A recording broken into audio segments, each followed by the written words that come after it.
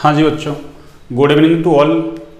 आज हम GOC class को आगे बढ़ाते हैं ना, और आज जीओसी क्लास में भी मतलब साधारण नाम पद्धति है उसको आज बाइंड अप करने की है ना कोशिश करते हैं। उसके बाद IUPAC को स्टार्ट करेंगे ना।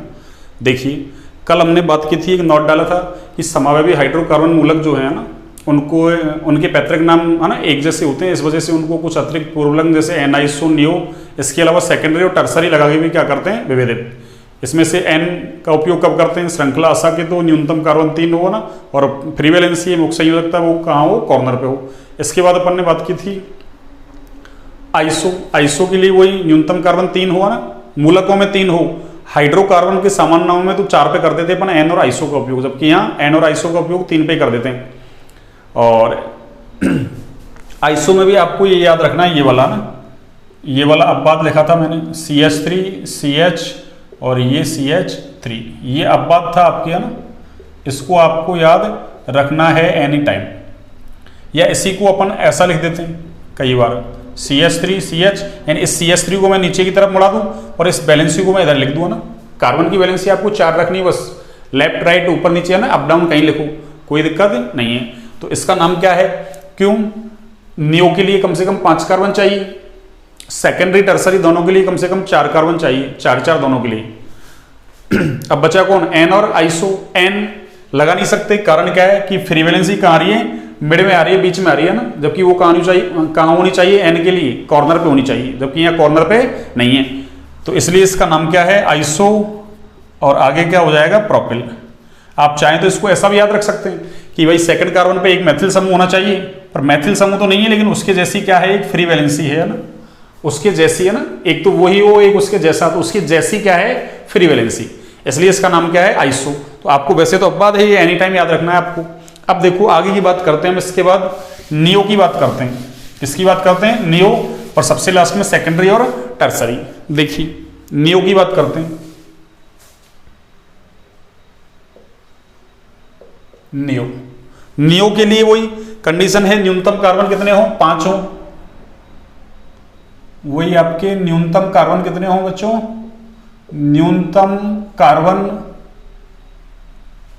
न्यूनतम यानी मिनिमम जो कार्बन है आपके, न्यूनतम कार्बन 5 हो, न्यूनतम कार्बन कितने हो, 5 हो। और वही आपको याद रखना है क्या, कि सेकंड कार्बन पर, केवल सेकंड पे है ना, नॉट थर्ड फोर्थ फिफ्थ, तो सेकंड कार्बन पे क्या होनी चाहिए, 2 मैथिल समूह होने चाहिए। तो नाम के आगे क्या लिखते हैं अपन, नियो। जैसे इसका एग्जांपल देखिए, CH3, ये CH3, ये CH3, और ये CH2, और ये फ्री वैलेंसी। तो देखिए आप यहाँ कुल कार्बन कितने हैं, 5, और देखिए यहाँ से फर्स्ट, और ये सेकंड, और ये थर्ड। तो सेकंड कार्बन पे कितने, 2 मैथिल ग्रुप आ रहे हैं, कितने मैथिल ग्रुप, 2। तो नाम के आगे क्या लिखेंगे अपन, नियो, और कुल कार्बन 5 हैं इसलिए पेंट, और एल्केन से मूलक बना इसलिए इल। तो नाम क्या हो गया इसका, आपके नियो पेंटिल। आपको इस तरीके से याद रखना है इसको। ऐसे एक एग्जांपल और देख लो आप, ये CH3, ये CH3, ये CH3, और ये आपके क्या हो जाए, CH2। और चलिए इधर लिख देता हूं मैं, यहां ऐसा लिख दूं इसको,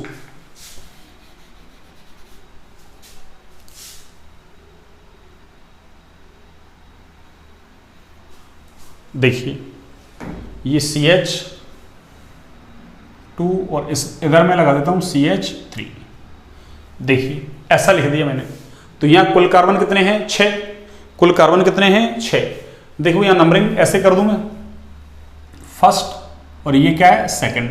तो सेकंड कार्बन पर कितने, एक तो ये वाला मैथिल ग्रुप है, और एक ये वाला मैथिल ग्रुप है। ये 4 कार्बन ऐसे बना हुआ है, ऐसे बना हुआ है ना, इसको सीधा कर सकते हो आप, इस कॉर्नर को पकड़ के। तो इसका नाम क्या हो जाएगा, नियो।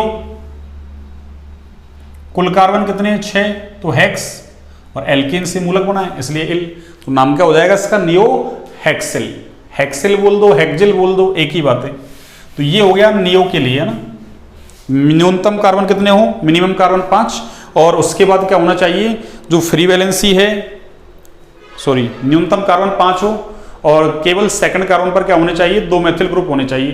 तो नाम के आगे क्या लगा देंगे अपन, नियो। अब हम सेकेंडरी और टर्सरी की बात करते हैं, सेकेंडरी और टर्सरी की बात करते हैं।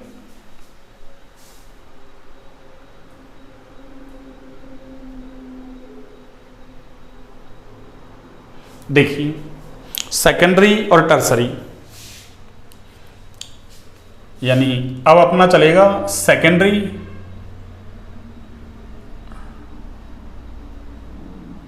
ये सेकेंडरी एंड टर्सरी, इसको मैंने शॉर्ट में लिख दिया सेकेंडरी एंड टर्सरी। तो क्या कहेंगे, दोनों के लिए, यानी सेकेंडरी के लिए भी और टर्सरी के लिए भी, दोनों के लिए न्यूनतम कार्बन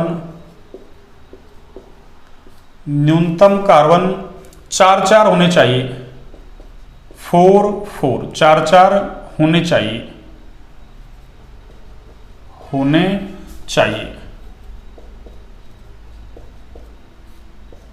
दोनों के लिए न्यूनतम कार्बन, सेकेंडरी के लिए भी 4 होना चाहिए और टर्सरी के लिए भी कितना होना चाहिए, 4। जब मुक्त संयोजकता, फ्री वैलेंसी, मुक्त संयोजकता 2 डिग्री कार्बन पर हो, 2 डिग्री कार्बन पर हो,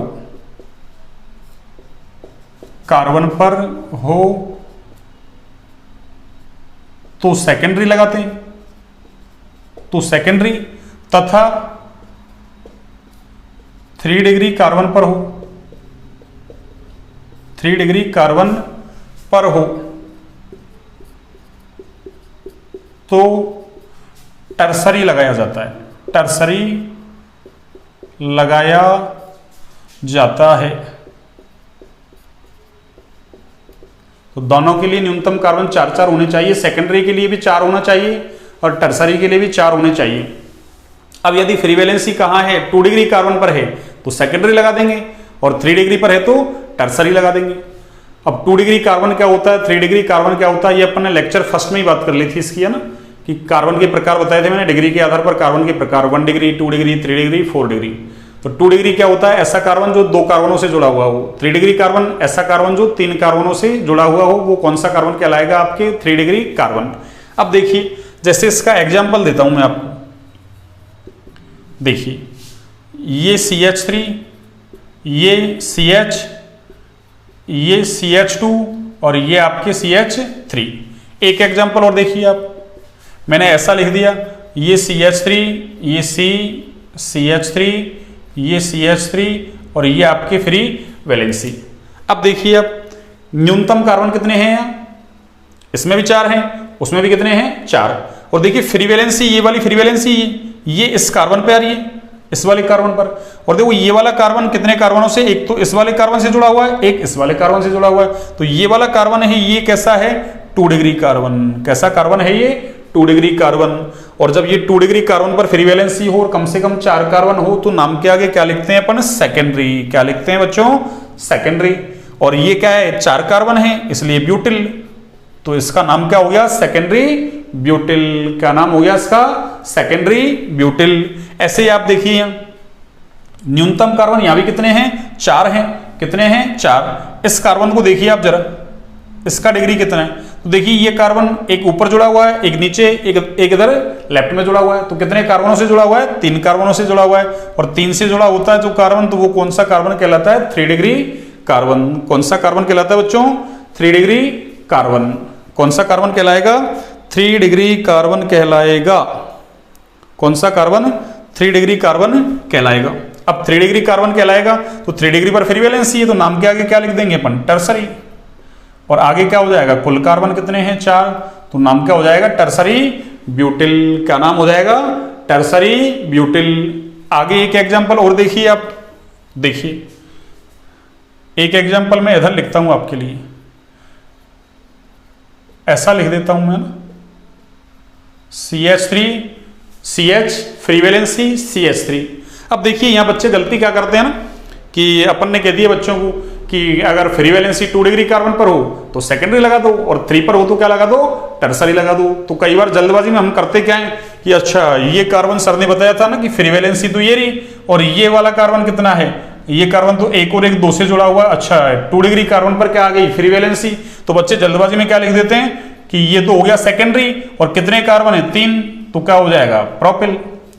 तो नाम क्या हो गया, सेकेंडरी प्रोपिल। अरे मैं ये कहता हूं बच्चों ये नाम नहीं होगा ना, क्यों, अरे ये नाम गलत दे रहे हो आप। कारण क्या है गलती का, कि यहां कार्बन 3 ही है, जबकि कार्बन कितने होने चाहिए, सेकेंडरी के लिए तो 4 होने चाहिए कम से कम, जबकि यहां कार्बन कितने हैं, 3।